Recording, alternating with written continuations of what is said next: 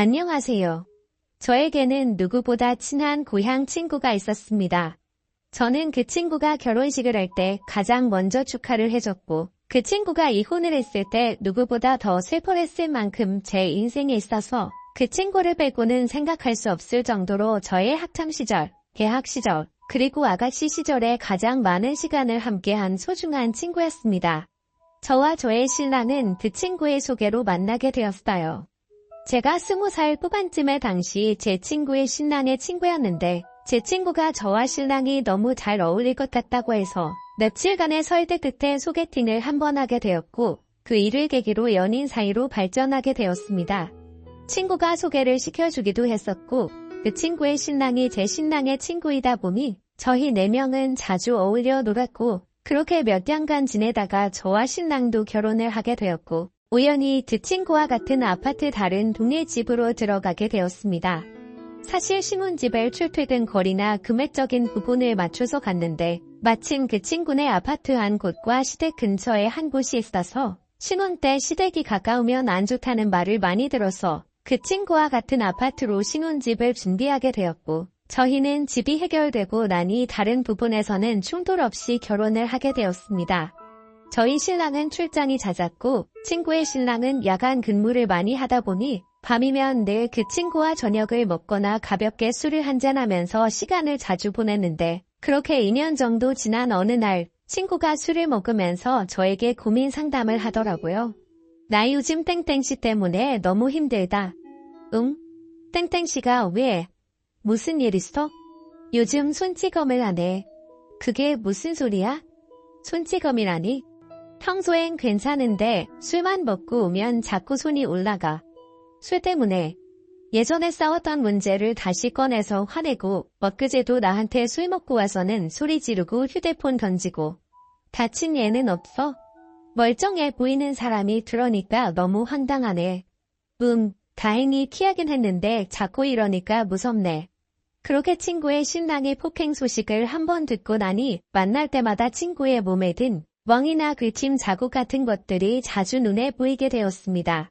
친구가 걱정이 된 저는 신랑에게도 이 소식을 알렸고 친구에게 무슨 일이 있는지 혹은 왜 이런지 평소에도 종종 폭력적인 모습들이 있었는지를 물어봤고 저희 신랑도 제 친구를 걱정해주기도 하고 저에게 친구가 힘들 테니 나중에 집에서 밥이라도 한번 챙겨주자는 이야기를 했습니다. 그렇게 제 친구는 6개월 정도 지난 어느 날 이혼을 했어요. 이혼을 하게 된 이유는 당연히 폭행. 그날도 친구는 집에서 늦게 오는 신랑의 저녁 준비를 하고 있었는데 신랑이 연락이 되지 않았다고 합니다. 결국 새벽에 집에 들어온 신랑은 제 친구에게 바람이 난 게 아니냐며 말도 안 되는 트집을 잡았고 그날 친구를 때렸는데 친구가 머리를 잘못 맞아서 쓰러지고 집에 119도 오고 결국 약한 뇌진탕 진단까지 받았다고 하더군요. 그래서 폭행죄를 합의해주는 조건으로 현재 살고 있는 집만 받고 이혼을 하게 되었다고 했어요. 그렇게 친구는 이혼 후 몇 달을 전 남편이 집에 찾아오지 않을까 불안해하기도 해서 신랑이 출장을 가는 날이면 저희 집에서 자고 가기도 했습니다. 그렇게 또 6개월 정도가 지나니 제 친구도 안정을 찾기 시작한 것 같았고 저에게 남자친구도 생겼다는 기쁜 소식까지 전해줬어요. 전 친구의 새로 생긴 남자친구가 궁금했습니다. 너무 좋은 일이니 축하해주고 싶었거든요. 친구는 남자친구가 타진 사람이라 장거리 연애를 하고 있어서 자주 보지는 못하지만 친절하고 자상해서 전 남편의 아픔을 잊게 해주는 사람이라고 저에게 남자친구에 대한 소개를 했습니다. 저는 친구가 안정을 찾은 데는 그 남자친구분의 역할도 컸다는 생각이 들어서 참 고맙더라고요. 그리고 오랜만에 저희 신랑과 친구가 함께 저녁을 먹는 자리에서 제가 친구에게 남자친구가 생겼다고 말하니 저희 신랑도 잘 되었다고 좋아했는데 그 말을 들은 친구는 들떠서 남자친구 자랑을 거의 1시간 넘게 하고 간 것 같아요. 그런 모습이 싫지 않을 정도로 참 저에게도 기쁜 일이었죠. 하지만 친구에게 남자친구가 생기고 나서 저는 외로운 시간이 많아졌습니다. 친구는 남자친구가 타지에 있다 보니 평일 주말 가리지 않고 그 지역에 가서 놀다 오는 날이 많아서 신랑이 출장을 갈 때면 늘 혼자서 밥을 먹고 시간을 보내는데 신랑의 빈자리보다 그 친구의 빈자리가 더 크게 느껴졌습니다. 그리고 그런 생활에도 익숙해져 가던 어느 날. 그날도 신랑은 출장 중이라서 저녁에 간단히 전화통화를 하고 있었습니다. 그런데 전화통화를 하는 도중 아파트 경비실에서 안내방송을 했는데 수학이 넘어서 같은 안내방송 소리가 들리는 것 같더라고요. 당신 지금 어디야? 나? 어디긴? 지금 부산에 출장 왔지? 나? 경비실 방송 소리가 들리는 것 같아서. 에이, 그럴 리가. 나 이제 숙소 들어왔는데. 그렇구나. 오늘도 고생 많았어. 나 이제 씻고 다시 연락할게. 그렇게 신랑은 피곤한지 잠이 든 것인지 연락이 없었고 그날은 친구가 남자친구를 만나러 간다는 말도 따로 없었어서 간단한 맥주랑 안주를 사서 친구네 집으로 갔습니다.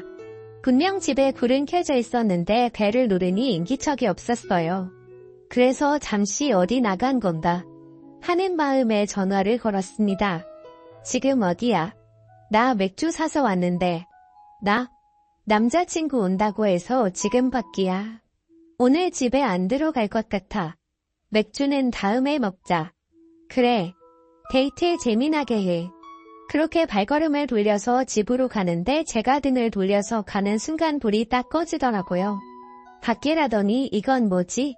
싶었는데 남자친구가 이미 집에 와 있나 보다 하고 말았습니다. 그렇게 며칠 후 출장을 다녀온 신랑의 짐을 정리하고 있었습니다. 그런데 신랑의 짐에서 긴 머리카락들이 나오는 겁니다. 이 사람이 바람을 피우는 건가? 하는 생각을 했는데 그동안의 남편을 생각하면 그럴 사람은 아닌데 설마? 하는 순간 갑자기 지난번 통화가 떠오르더군요. 전화 수화기 너머로 들렸던 우리 아파트의 방송소리. 그 소리가 생각이 났고 저는 그 길로 나가서 경비실로 갔습니다. 저랑 제 친구가 옆동이라 경비 아저씨와 잘 알고 지냈거든요. 안녕하세요. 혹시 저 신랑이 요즘 여기 자주 드나들던가요?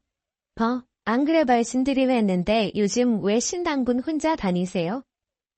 제가 요즘 시간이 없다 보니 신랑이 먼저 친구 집에 가서요. 그러시구나. 안 그래도 며칠 전에 술 드신다고 장 봐서 들어가시던데 맛있게 드셨어요. 네? 네네네. 잘 먹었죠?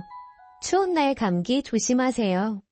혹시나 했는데 그날 신랑이 제 친구 집에 있었던 거였습니다. 정말 괘씸해서 말이 안 나오더라고요.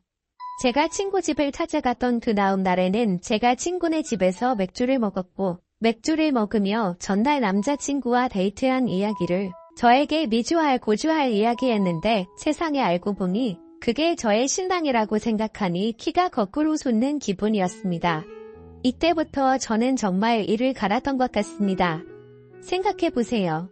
내 남편과 바람을 피우는 여자가 친하게 지내왔던 친구였다뇨? 서로의 가정사정 다 알고 하루 이틀 본 사이도 아닌 그들이 어떻게 저를 기만하고 그럴 수가 있냔 말입니까? 이것들을 가만두지 않기 위해서는 증거가 필요했고 전 그날부터 증거를 모으기에 노력했습니다. 어느 날 밤 신랑이 휴대폰을 찾아보니 거래처라는 이름으로 장소와 시간만 적혀있는 문자가 많이 왔고 최근 문자를 보니 곧 어느 카페에서 보자는 연락이었고 저는 직감적으로 그게 제 친구의 거라는 생각이 들더군요. 메모를 해뒀다가 저는 그 카페로 가기로 했습니다. 먼저 카페에 가서 잠복처럼 앉아있으니 신랑이 왔고 이윽고 친구가 들어오더군요. 둘은 옆에서 앉아서 치덕치덕거리고 뭐가 그렇게 재밌는지 까르르거리고 있었습니다. 저는 실제로 제 눈에 확인을 하고 나니 이 새끼랑은 같이 살 수 없겠다 싶어서 이혼을 결심했고 휴대폰 카메라로 두 사람이 붙어있는 사진을 찍었습니다. 그리고 1시간 정도 앉아있다가 두 사람이 나갔고 저도 놓칠 사람 따라 나갔는데 두 사람은 카페 인근에 있는 모텔로 향하더라고요. 모텔로 가는 그놈에게 저는 전화를 걸었습니다. 어디냐고 물었더니 아주 태연하게 회사에서 일하고 있지라며 퇴근할 때 제가 좋아하는 마카롱을 사가겠다고 하더군요. 그리고 옆에서 제 친구라는 여는 빨리 끊으라고 신호를 주고 있고요. 그 두 년놈들이 어찌나 가증스럽고 구역질이 나오던지요. 그날 오후 저는 신랑과 친구에게 문자를 남겼습니다. 저녁을 해주려고 하니까 집으로 오라고 했죠. 아무것도 모른다고 생각한 이것들은 저 속여보겠다고 몇 분 차이를 두고 집으로 들어오더군요. 준비해 놓은 마지막 밥상에서 식사를 한 후에 디저트를 먹으며 이야기를 했습니다. 여보, 우리 이혼하자라고 했더니 그들은 놀란 듯 절 동시에 쳐다보더군요. 갑자기 그게 무슨 소리야? 당신이 얘랑 바람피는 거 나 알아. 나 그렇게 바보 아니야. 이혼해. 미안해. 언제 알았어? 그게 뭐가 중요해. 이혼하자. 그리고 제 이벤트는 여기서 끝이 아니었습니다. 저는 이혼한 친구의 전남편 즉 제 남편의 친구였던 그 사람에게 연락을 해놓은 상태였고 이런 이야기를 하고 있던 중 그 전남편이 저희 집 현관문에 열고는 성큼성큼 들어왔습니다. 그리고는 친구와 제 남편을 때리기 시작했어요. 전 말리지 않았습니다. 남편은 꿀에 제 친구를 보호하겠다고 달려들었다가 보기 좋게 신나게 얻어터졌고요. 저도 솔직히 화가 난 상태이다 보니 웍을 들고 가서는 그 두 년놈들을 후려팼습니다. 웍이 좀 무게가 나가는 것이었으면 좋았을 텐데 제 팔목에 시원찮아서 가벼운 걸 사용했던 게 너무 후회스럽더군요. 그 난리를 떨고 나서 지쳐서 자리에 앉았고 이야기를 시작했습니다. 나 내 전남편한테 이야기 다 들었다. 너네 이혼한 이유가 그때부터 내가 내 남편한테 추파 던지고 어떻게 보고 싶어 하는 걸 남편이 눈치채서 내가 처맞은 거라며? 그런데 어쩜 나한테는 내가 피해자인 척 그러니? 내가 너 같은 걸 친구라고 뒀다니. 그리고 당신 이혼해줄게. 쟤랑 살아. 난 이 남자랑 살아보려고? 라고 했더니 남편의 발광이 시작되었습니다. 아주 미쳐 날뛰더라고요. 니들이 그렇고 그런 사이였냐면 말이죠. 이놈이 뭐 눈에 뭐만 보인다더니 솔직히 친구 남편과 저는 아무 사이 아니고요. 이혼할 거 속이나 터져 죽으라고 내뱉었던 말이었습니다. 친구 전 남편도 눈치가 있어서인지 제가 말도 안 되는 소리를 하는데도 듣고만 있어주더라고요. 절대 안 된다는 남편에게 웃으며 이야기해줬습니다. 좋게 이혼하자.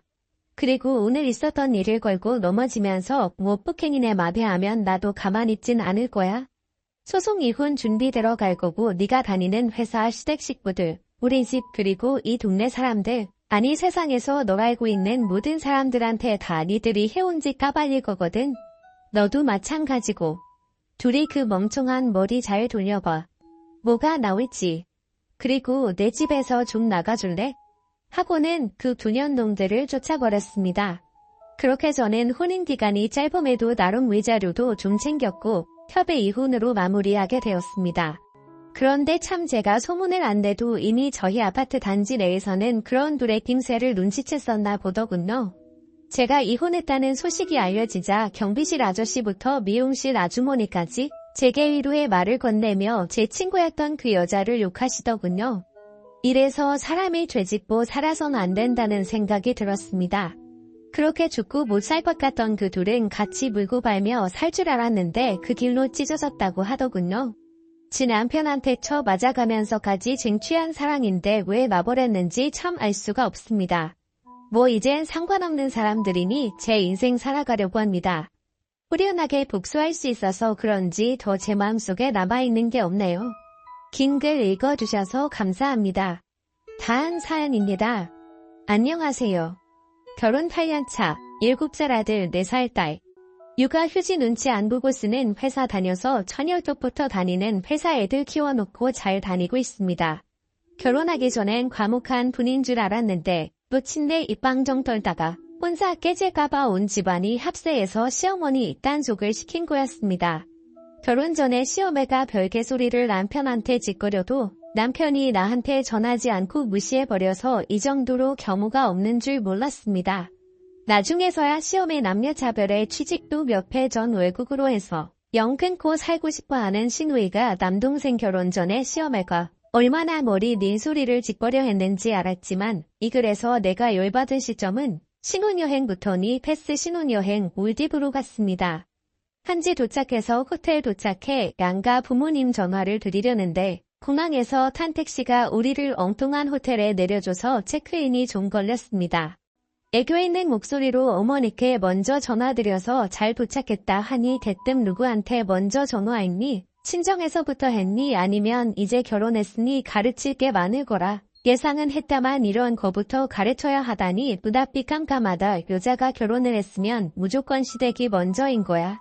이딴 소리로 20분 넘게 통화. 그때는 뭘 몰라서 어머니 왜 저러시는 건지 몰라 우선 죄송하다 하고 끊었습니다. 바보 멍청이 같이 신랑한테 속상하다 했는데 그때 처음으로 그가라 마셔도 시원찮은 옛날뿐이잖아. 네가 차 마시던 그 이후에도 명절에 친정 못 가게 하려고 남편 식혜에 술 타길래 내가 운전하면 되지 하고 신랑 데리고 나갔다가 몇 날 며칠 전화로 시달리고 연차 내고 아버님 생신 아침 생일상으로 다 차려드리고 하기에 한데 저녁 때쯤 우리 집 부모님이 전화 안 한다고 뭐라 하길래 우리 아버지 환갑이셨는데 그때 전화는 하셨냐 했다가 또 시달리고 그때마다 신랑이 다 늦게 커트하긴 하지만 꼭 그거지 발사기 같은 옛날분이라 진짜 입을 찢어 놓고 싶었습니다. 그러다 진짜 연 끊을 일이 터지고 야 말았습니다. 첫째 같고 아직 성게 모를 때였는데 나보다 몇 주 먼저 친정 새언니가 임신을 했습니다. 그래서 성별도 몇 주 일찍 알았습니다. 성별은 아들 시댁에서 둘러앉아 밥 먹다가 새언니 아들 가졌다는 이야기가 나왔습니다. 갑자기 시어머니 한숨 푹 쉬더니 한쪽 무릎 세우고 벽 보고 앉아있는 겁니다. 우리 애는 아직 성별 모르는데 너는 딸이겠구나 하는 거였습니다. 딸이면 어땠어요 어머니 했더니 지심황당하던 얼굴로 개 논리를 펼칩니다. 니네 회사에서 너 애 쓰냐 회사 잘 굴리라고 쓰면서 돈 주지 너 네가 왜 우리 집에 들인 거 같냐 부모 덕보고 살라면 값을 해야 할 거 아니야. 여기서 내가 값이라뇨 지심 몰라서 물었습니다. 아들 낳는 게 네가 값하는 거라 함 정말 시부모 덕이라고는 결혼할 때 1억 2천 집값에 보탠 거랑 다이아 세트 하나 있는데 나 SUV 해가고 친정에서 8천만 원 내 돈 5천만 원 보태서 혼수하고 전세값에 보탰습니다. 따지고 보면 내가 더 했습니다. 아 그래 시부모가 준 돈은 없었습니다. 이보다 작은 평수 살아야 한다 치더라도 아들 낳아 값을 하라는 건 무슨 개소리인가요? 그 소리 듣고 싱웨이가 놀래 자빠지면 엄마 지금 뭔 소리 하냐고 나한테 언니 기분 상했을 텐데 미안하다고 대신 빠른 사과를 했습니다. 근데 왜 사과하냐고 신우 그 자리에서 등짝 스매싱을 맞았습니다. 얘가 왜 기분이 상하냐 손자 못 보게 생긴 내가 더 기분 상한다고 합니다. 나 그 자리에서 그냥 일어났습니다. 시아버님께 정말 죄송한데 먼저 일어난다고 울면서 말했습니다. 허락해달라고 시아버님이어서 가라 하며 괴성을 지르는 시어머니에게서 나를 땡떠밀어 구해내셨습니다. 이번엔 붕한 남편은 한마디도 안 건드렸습니다. 주차장에서 첫애 가지고 시집살이를 호들게 당해서 사람이 가슴에 화가 많다며 나한테 그냥 한 귀로 듣고 흘리라 하십니다. 그래서 내기는 흘려도 애가 들었다 하니 앞으로 입 조심시키겠다 시아버지께서 말씀을 하셨습니다. 근데 집에 가는 길에 남편 새끼가 꼭 그랬어야겠냐며 엄마는 잘못했지만 아버지 안쓰럽다고 아버지 말대로 엄마 옛날 분이라서 그런 건데 그냥 좋게 넘어갈 수 있지 않았느냐 중얼거렸습니다. 차 세우고 내렸습니다. 택시 타고 친정 내 딸이 거기 아들 낳으러 팔려간 거냐 시아버지께 전화해서 떨리는 목소리가 가스로 눈물 참으며 이야기를 하셨습니다. 시아버님이 죄송하다 시어매가 실언했다 제발 애들 이혼은 생각하지 마시라고 했습니다. 그대로 2달간 친정에 있었습니다. 처음 한 달은 신랑이 찾아와도 문도 안 열어주다가 신랑이 짐 싸서 친정으로 왔습니다. 그러는 사이아이 성별이 밝혀졌습니다. 아들 시어매한테 알리지 말라고 했습니다. 딸일 거라 뭐라 하는 것도 싫었지만 아들이라고 좋아할 거 생각하니 더욱 구역질이 났습니다. 그러다 슬슬 성별 밝혀질 때가 됐으니 시험에 계속 전화로 닥달을 냈고 결국 내가 풀었습니다. 전화 너머로 다 들리는 왜 말 안 해 딸이지 딸이니까 말 안 하는 거지. 그거 듣다 빡쳐서 전화 뺏어서 아들입니다 하고 끊었습니다.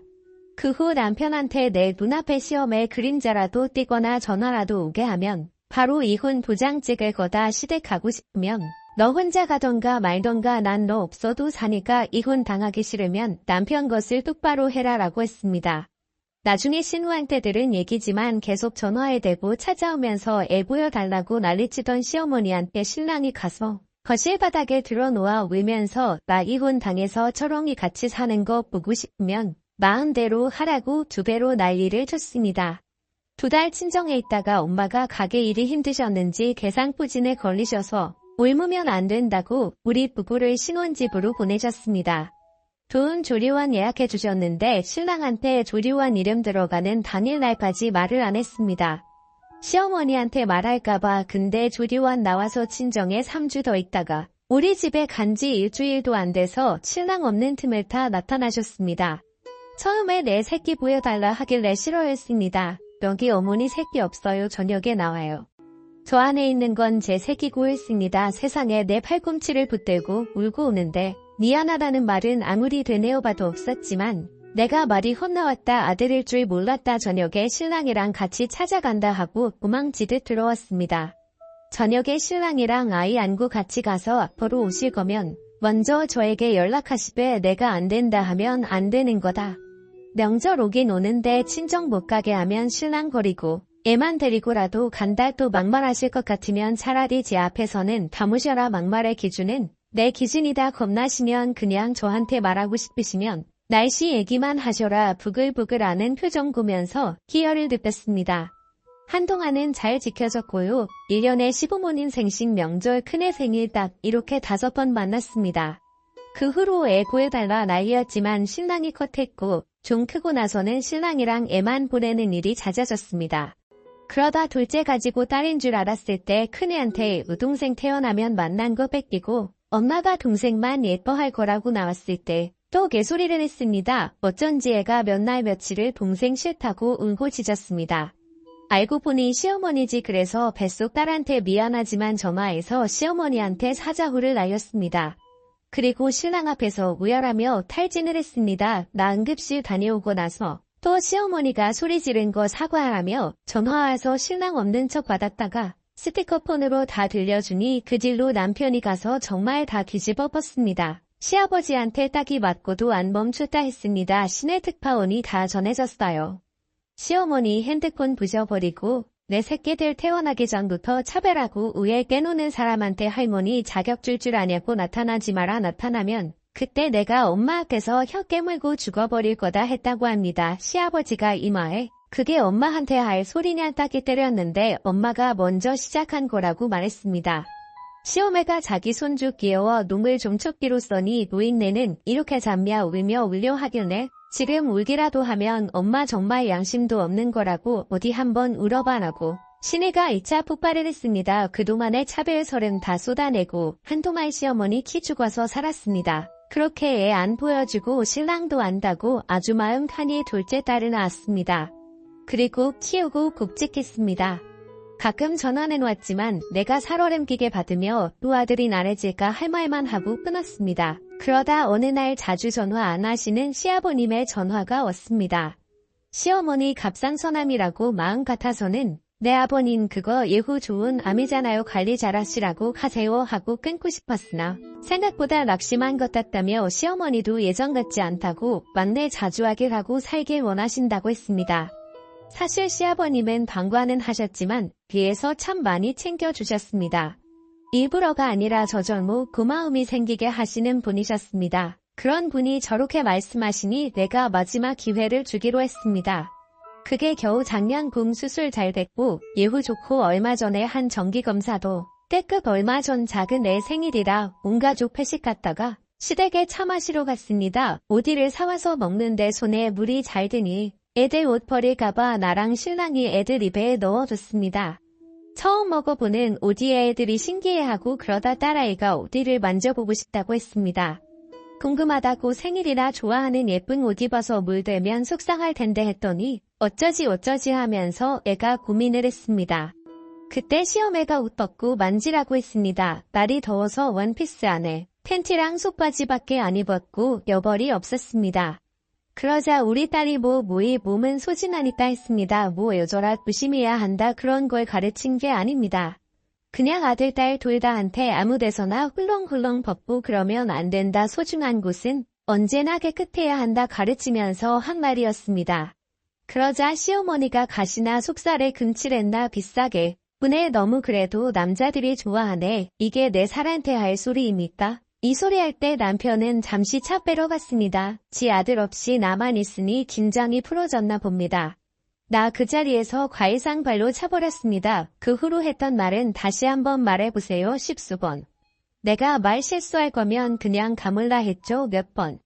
시아버진 포기하고 애들 데리고 방으로 들어가 버렸습니다. 거실에 나와 시어머니 대치 중에 남편이 들어오자 갑자기 눈물바람으로 며느리가 팬다고 울고 지쳤습니다. 하 웃음이 나더라. 그 순간에 당신이 맨날 그랬지. 어머니 옛날 분이셔서 그러니 나보고 이해하라고. 아니 너네 엄만 그냥 못 배운 거야. 경우가 없는 거야. 무식한 거야.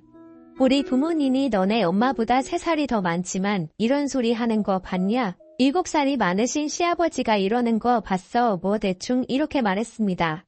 지 엄마 욕을 면전에 두고 하니까 표정이 일그러지길래 방금 내 딸한테 시어머니가 뭐라 했는지 다이렉트로 귀에 꽂았습니다. 남편분으로 바들바들 떨길래 안방 가서 애들 챙겨 할아버지께 인사시키고 친정으로 가버렸습니다. 신랑 그날 이후로 시댁에 거주 중입니다. 이혼할 거라 했다고 합니다. 쇼한다고 합니다.